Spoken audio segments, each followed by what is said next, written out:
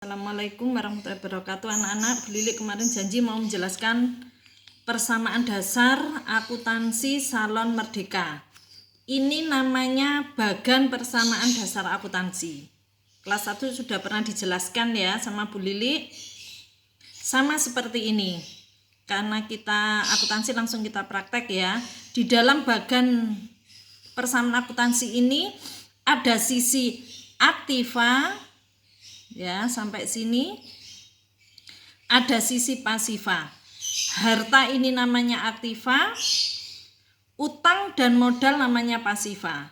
Di mana antara aktiva sama pasifa harus balance atau seimbang. Itu namanya persamaan dasar akuntansi.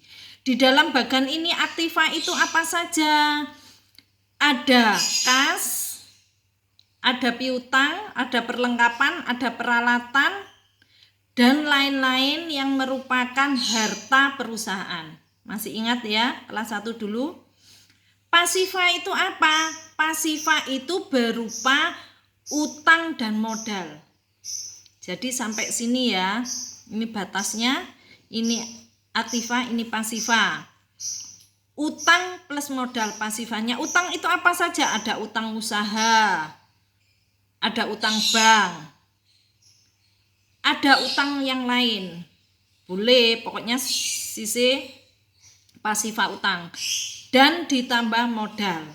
Paham ya? Langsung kita praktek. Untuk transaksi pertama, kita lihat di transaksi pertama ini. Ya. Salon Merdeka menerima uang tunai dari Malida sebagai pemilik modal sebesar 30 juta rupiah. Maka transaksi itu akan berpengaruh ke sebelah aktiva dan pasifa, harus, karena keseimbangan.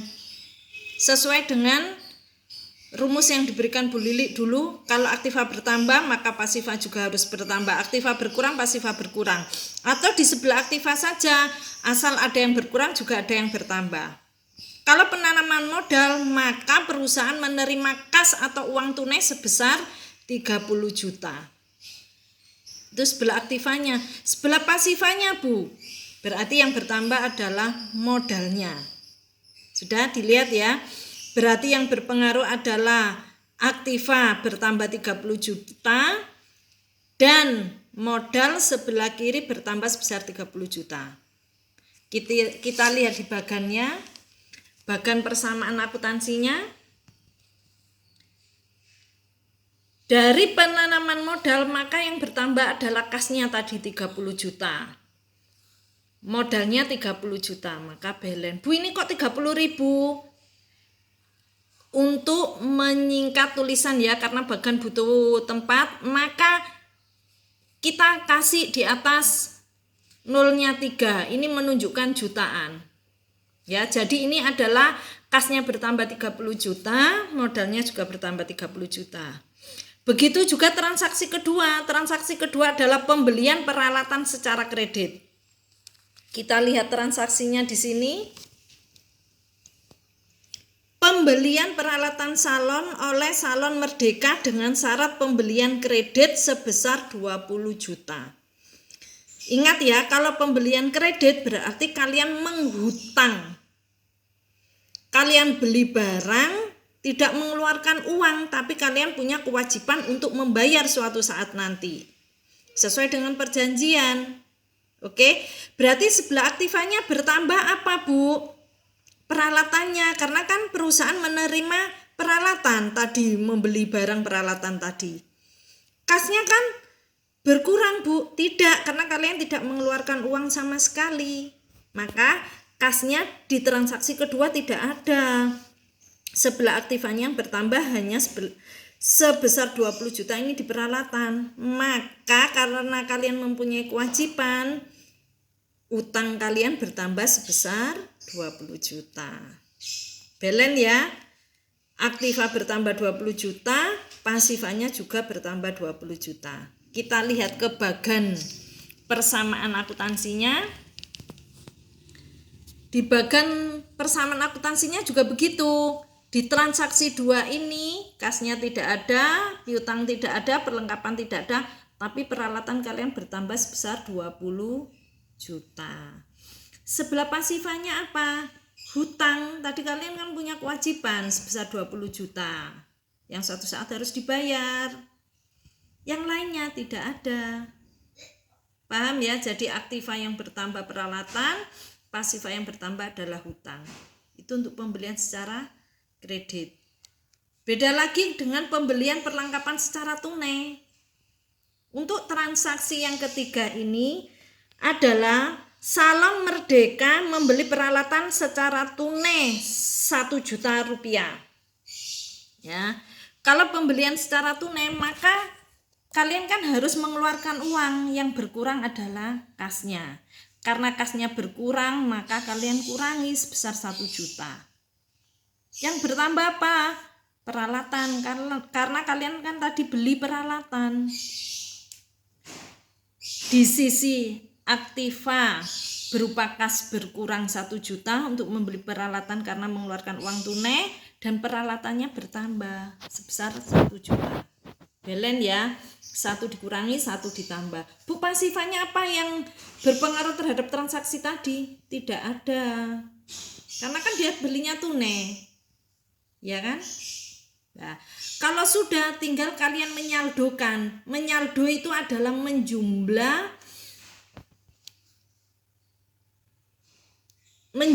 rupiah yang sebenarnya terjadi, atau jumlah dari baik pasifa maupun aktiva yang ada di perusahaan. Contohnya kas. Kas pertama tadi kan perusahaan bertambah 30 juta karena penanaman modal. Terus dia turun ke bawah terus. Karena ada di transaksi 3 pembelian secara tunai, kalian mengeluarkan uang, otomatis kan dikurangi ya. Ini ada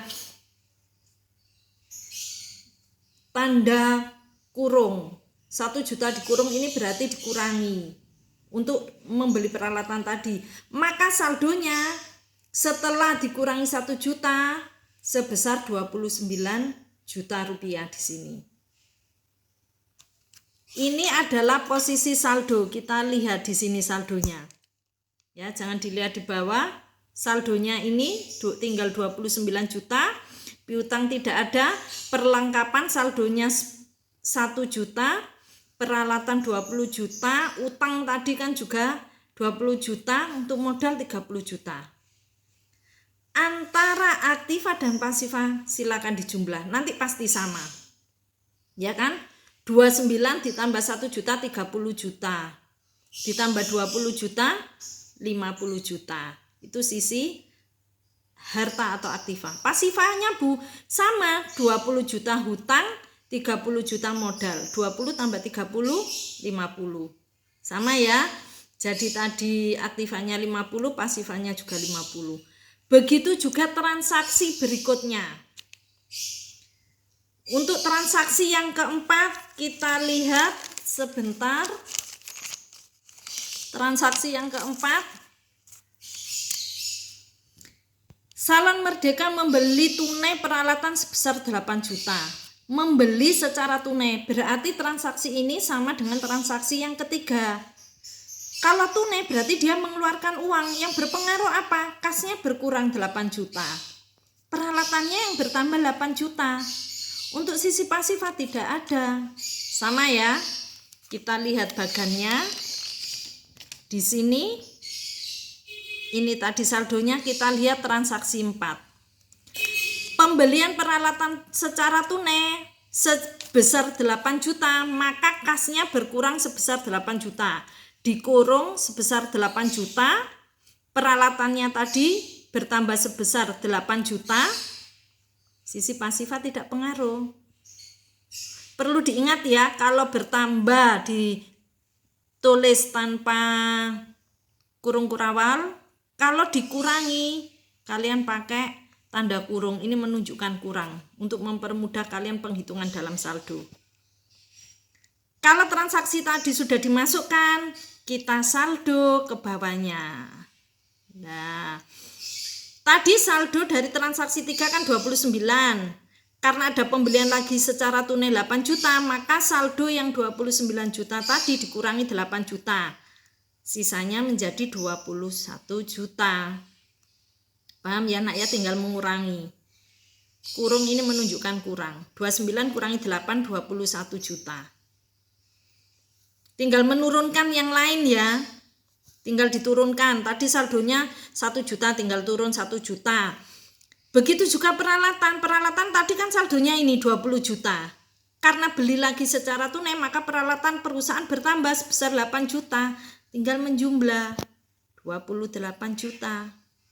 Untuk utang, karena tidak ada transaksi berikutnya, tinggal menurunkan 20 juta. Begitu juga yang modal tinggal menurunkan. Begitu juga selanjutnya anak-anak, ini transaksi yang keenam. Karena ini adalah perusahaan sehingga menghasilkan pendapatan. Ya, karena usaha, maka pendapatan bertambah di sebelah mana? Tinggal kalian menambahkan. Oke, kita coba lihat ya transaksi 6 ya. Transaksi 6. Salon Merdeka menyerahkan pekerjaan yang telah selesai sebesar 300.000. Diterima pembayaran sebesar 100.000 rupiah. Silakan digarisbawahi 100.000 rupiah. Diterima pembayaran. Sisanya akan dibayar pada tanggal 5 Oktober. Paham maksudnya nak? Paham ya? Dari 300.000 ini, dari 300.000 pendapatan yang seharusnya diterima oleh perusahaan, yang diterima secara tunai hanya sebesar 100.000. Sisanya Bu, yang 200 kan tadi katanya 300, kok nerima cuma 100. Sisanya yang sebesar 200.000 atau 300 dikurangi 100 kan berarti 200.000. Itu akan dibayar pada tanggal 5 Oktober. Berarti kalau akan dibayar berarti perusahaan memiliki apa? Masih ingat? Berarti perusahaan memiliki piutang. Ingat ya, piutang itu apa? Piutang adalah uang perusahaan yang ada di pihak lain atau ada di orang lain. Paham ya? Kalau sudah paham, kita lihat pengaruhnya di sini. Menerima uang tunai sebesar 100.000. Berarti kalian menerima, perusahaan menerima uang tunai, berarti otomatis yang bertambah adalah kasnya. Pinter, kasnya bertambah sebesar 100.000. Ya kan? Karena tunai, menerima langsung cash. Yang 200.000 tadi adalah piutang.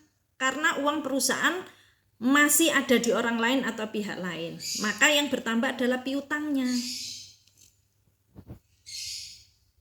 Dari 100 dan 200 ini kan merupakan pendapatan kan. Nah, itu pendapatan di sebelah mana? Di sebelah pasifa. Langsung menambah di modal. Karena ini masih persamaan akuntansi. Jadi pendapatan itu langsung menambah modal perusahaan. Paham ya nak? Kalau sudah transaksi ini terjadi, tinggal pindah ke bagan persamaan akuntansinya. Kita lihat tadi perusahaan menerima uang cash sebesar 100.000, berarti menambah kasnya. Piutangnya tadi bertambah sebesar 200, modalnya tadi bertambah sebesar 300. Belen ya. Kita lihat aktifannya bertambah 300, 100 ditambah 200 dan pasifannya bertambah 300. Belen ya. Tinggal menyaldokan lagi. Ingat, menyaldokan adalah menjumlahkan. Tadinya yang 26, dengan adanya penambahan kas secara tunai, maka tinggal menambah 26.100.000 rupiah. Paham ya? Untuk piutangnya juga tinggal turun. Ini seharusnya ada 200. Kan dia langsung turun 200 piutangnya. Begitu juga 1 juta ini langsung turun. 28 turun, 20 turun. Lah untuk pendapatan atau untuk modal, pendapatan tadi kan menambah modal.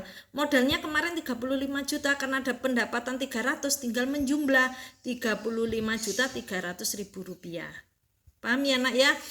Untuk yang transaksi selanjutnya, silakan dilihat transaksi yang sudah ada, tinggal dimasukkan. Kalau tidak paham, silakan bertanya di forum GC. Semoga kalian paham ya, kelas 1 sudah pernah dijelaskan walaupun sebentar. Assalamualaikum warahmatullahi wabarakatuh.